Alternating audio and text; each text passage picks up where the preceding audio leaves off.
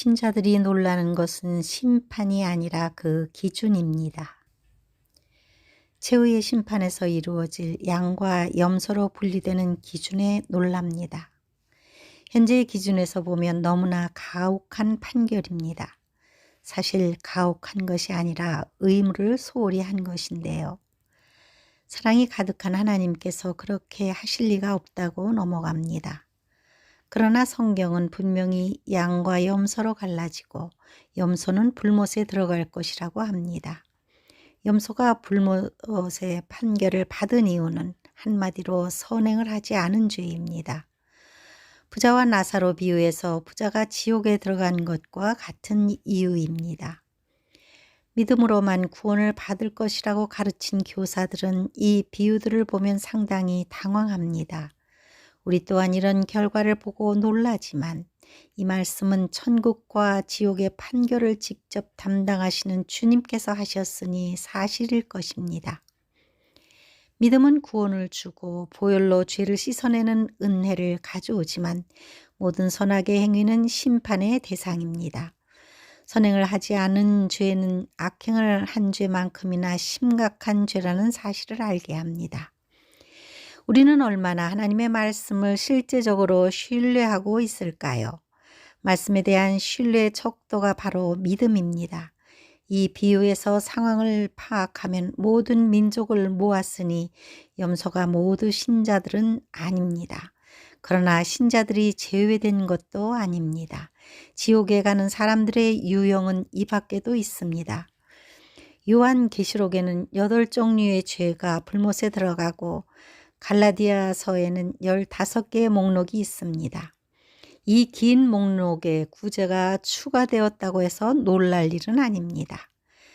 은혜의 시대에 이런 판결의 기준은 구원을 쉽게 가르친 교사들이 기피하는 구절들입니다. 신약 시대에는 구원의 기준이 완화되었다고 생각하지만 그렇지 않습니다. 오히려 강화되었다는 사실은 여러 곳에서 발견할 수 있습니다. 산상수훈과 7교회에 보낸 편지 내용에서도 확인이 됩니다. 구약시대는 악인과 의인을 대비적으로 단순하게 비교하였지만 신약 성경에 기록된 천국의 비밀은 강화된 기준들이 추가되었습니다. 하나님의 평가에는 항상 상 받을 자와 형벌을 받을 자가 분리되는 원칙이 있습니다. 양과 염소가 분리되고 알곡과 쭉정이, 좋은 나무와 나쁜 나무, 지혜로운 건축자와 어리석은 건축자, 좋은 고기와 나쁜 고기, 충성된 종과 게으른 종, 슬기로운 처녀와 미련한 처녀들이 갈라질 것이라고 경고합니다. 구약에서는 십계명을 행위 차원에서 지켰지만 주님은 내면의 상태까지 확장시켜서 기준이 더욱 강화되었습니다. 율법의 시대보다 은혜의 시대의 신자의 책임과 의무가 강화된 이유는 무엇일까요? 여러 이유가 있지만 먼저는 동물의 피에서 완전한 그리스도의 피로 속죄가 가능해졌기 때문입니다. 또한 성령의 능력 안에서 신자들이 더욱 능력 있는 삶을 살 수 있게 되었습니다. 뿐만 아니라 천국과 지옥과 바깥이 계시되었고 이에 대한 기준도 알려져서 신자들에게 계시와 지식이 한층 증가했습니다.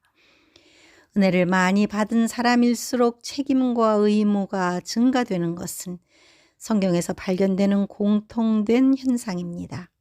더 큰 은혜에서는 더 큰 책임이 주어집니다. 책임뿐만 아니라 그리스도 안에서 믿는 자들의 보상도 더욱 커졌다는 사실입니다. 교회에게 많은 상급들을 약속하셨고 이기는 자들은 새 예루살렘 성과 새 하늘과 새 땅을 상속받을 것입니다. 이것이 예수 그리스도를 통하여 교회에게 주신 특권이자 천국의 비밀입니다. 신자들은 주님의 말씀에 순종하여 죽도록 충성해야만 했습니다. 그러나 현대교회는 주님의 말을 업신여겼다는 평가를 받고 있습니다. 성경의 말씀에 순종하기보다 목회의 성공을 중시합니다. 주님의 말씀에 순종하기보다 입으로만 고백하는 것에서 그치고 그렇게 살도록 가르쳤습니다. 30배, 60배, 100배의 결실을 기대했지만 쭉정이만 키웠습니다. 양과 염소의 비유가 대표적입니다. 주님께서는 종말의 징조를 알려주시면서 특별히 세 개의 비유를 강조하셨습니다. 세 개의 비유에서도 갈라짐의 원칙이 적용되고 있습니다. 재림의 세대에는 슬기로운 사람과 미련한 신자가 있고 하나님의 나라를 위해 일한 세대는 달란트 비유가 있으며 최후의 심판에서 양과 염소의 비유를 알려주셨습니다. 양과 염소의 특징은 다음과 같습니다. 양은 하나님의 나라에 불을 쌓고 염소는 땅에 자신의 불을 쌓습니다. 양은 자신의 양식을 나누어 주고 염소는 자신의 양식으로 자기의 배를 불립니다. 양은 하나님께 몰두하고 염소는 세상의 일에 몰두합니다. 양은 하나님 안에 머물고 염소는 하나님께 등을 돌립니다. 양은 순종하는 기질이 있고 염소는 불순종하는 성질이 있습니다. 양은 주님 안에서 기뻐하고 염소는 세상의 즐거움을 누리려고 합니다. 양은 죄악에 분노하고 염소는 사람들에게 분노합니다. 양은 신자들 중에서 택함을 받은 종들이고 염소는 택함을 받지 못한 신자들입니다. 지금은 그들이 섞여 있지만 주님의 날에 들림을 받은 슬기로운 신부들과 환란에 남는 사람들이 갈라질 것입니다. 그들이 죽음을 맞이할 때 결산하는 날이 올 것이고 천국에 들어가는 사람과 바깥으로 쫓겨나는 자들이 분리될 것입니다. 마지막으로 백보자 심판에서 오른쪽에 서는 자와 왼쪽에 설 자가 갈라질 것입니다. 염소 신자는 도대체 무엇을 잘못할 것일까요? 비유에서는 6가지의 선행이 소개되었는데 가장 중요한 부분이며 4차례나 반복됩니다. 신자들에게 선행이 필수적인 임무라는 사실을 상기시키고 있습니다. 선행의 대상은 내 형제 중 지극히 작은 자라 했으니 그리스도인 중에서 연약한 자들입니다. 믿는 형제 자매들이 주질 때 먹을 것을 나누어 주었다. 그들이 목마를 때 마실 것을 나누어 주었다. 그들이 나그네 되었을 때 영접하였다. 그들이 헐벗었을 때에 옷을 입혀 주었다. 그들이 병들었을 때에 돌보았다.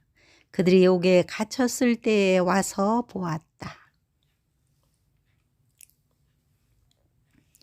우리는 6개의 선행 중에 몇 가지를 행하고 있을까요? 이런 선행에 관심을 보이고 있을까요? 6가지 선행의 특징은 무엇입니까? 예수님께서 적용하시는 기준은 모든 위선을 배제합니다.